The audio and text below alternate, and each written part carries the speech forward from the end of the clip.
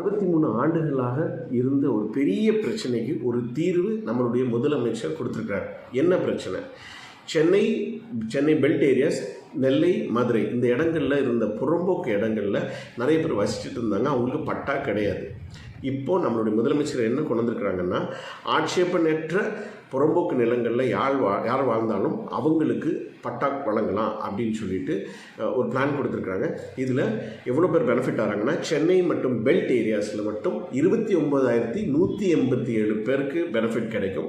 நெல்லை, மதுரையில் 57,084 குடும்பங்களுக்கு இதனால் ஒரு பலன் நிறைய போகுது. அதாவது 86,000 குடும்பங்கள் இதில் பெனிஃபிட் ஆக போகிறாங்க.